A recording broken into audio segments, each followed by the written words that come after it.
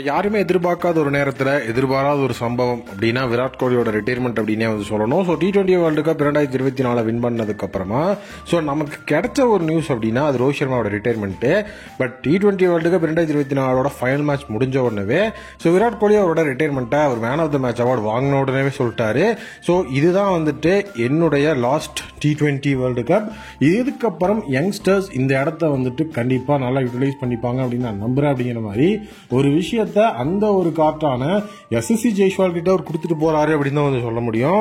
ஏன்னா அவர் வந்துட்டு number 3 batsman அப்படிங்கிற அந்த ஒரு ரோல்ல இருந்திருந்தாலுமே இப்போ ராஸ்டர் ரிட்டையர்ட் ஆகும்போது அவர் ஓப்பனிங் பொசிஷன்ல தான் இருந்திருந்தாரு. பிளஸ் இப்போ மேக்சிமம் பாத்தீங்கன்னா ரோஹித் சர்மா இருந்திருந்தா கூட ரோஹித் அண்ட் ஜெய்ஸ்வால் காம்பினேஷன் அப்படின்னு நம்ம சொல்லியிருக்கலாம். பட் இப்போ ரோஹித் சர்மாவும் கிடையாது.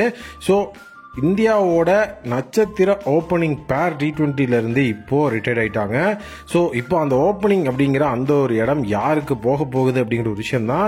இப்போ ஃபேன்ஸ் எல்லாருமே Ruturaj Gaikwad and SS Jaiswal opening பண்ணலாம்.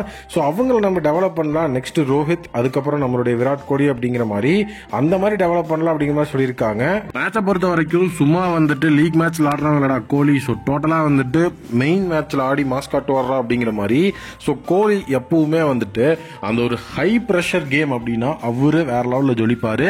நேத்து அதே தான் நடந்தது. ஸோ டீம் இந்தியாவோட டீசென்டான டோட்டலுக்கு மிக முக்கிய பங்கு வகிச்சது அக்சர் பட்டேல் அண்ட் விராட் கோலி. ஸோ அதுலேயும் விராட் கோலி ஆரம்பத்தில் அதிரடி காட்டினாலும் அடுத்தடுத்து விக்கெட்ஸ் வந்துட்டு விழுந்த உடனேவே டக்குன்னு ஸ்லோ டவுன் பண்ணி இதுக்கப்புறமும் அதிரடி காடி ஏதாவது ஒரு மிஸ்டைம் ஷாட் நடந்ததுன்னா அந்த இடத்துல அதுக்கப்புறம் டீம் இந்தியாவுக்கு மிகப்பெரிய சரிவு வந்துடும் அப்படின்னு யோசிச்சு கரெக்டாக செயல்பட்டாருன்னே சொல்லணும்.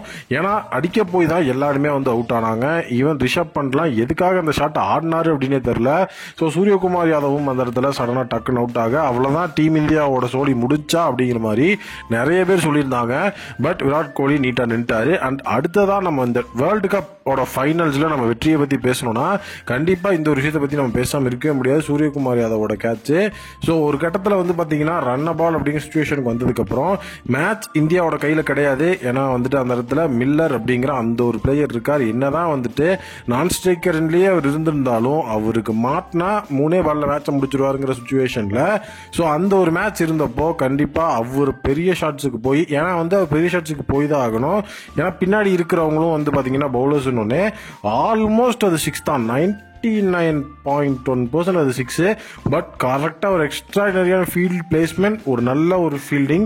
சூரியகுமார் யாதவ் நீட்டாக அந்த கேட்சை கம்ப்ளீட் பண்ணி டீம் இந்தியாவுக்கு ட்ராஃபியையும் அந்த இடத்துல வந்து நீட்டாக பிடிச்சி கொடுத்தார். அந்த கேட்ச் அவர் பிடிக்கல, T20 வேர்ல்டு கப் தான் அவர் பிடிச்சிருக்காரு. எதுக்கு கையோட டெபுவை இவ்வளோ லேட் பண்ணுறீங்கன்னு நிறைய பேர் நம்ம கேட்டிருந்தோம். ஸோ T20 வேர்ல்டு கப் அப்படிங்கிற இந்த ஒரு சுச்சுவேஷனில் மொத்தமாக அவர் வந்து நமக்கு ட்ராஃபியை வாங்கி கொடுக்கணும் சுச்சுவேஷனு. நம்பர் 1 T20 பேட்ஸ்மேனாக ஆரம்பித்த ஸ்கை என்னதான் வந்துட்டு இப்போ T20 வேர்ல்டு கப் முடியும் போது நம்பர் பேட்ஸ்மேன் இல்லைனாலும் நம்ம கிட்ட ஒரு ஐசிசி ஈவெண்டோட டிராஃபி ஆட் ஆயிருக்கு நம்மளுடைய கேபினெட்ல. ஸோ 2 T20 வேர்ல்டு கப்பை வின் பண்ண 3வது டீம் அப்படிங்கிற ஒரு மிகப்பெரிய பெருமை இப்போ நமக்கு கிடைச்சிருக்கு. ஸோ எல்லாத்துக்குமே ஒரு மிகப்பெரிய லெவல் ஆஃப் கிரெடிட் அப்படின்னா ரோஹித் சர்மாவோட லீடர்ஷிப்புக்கும் கொடுக்கணும்.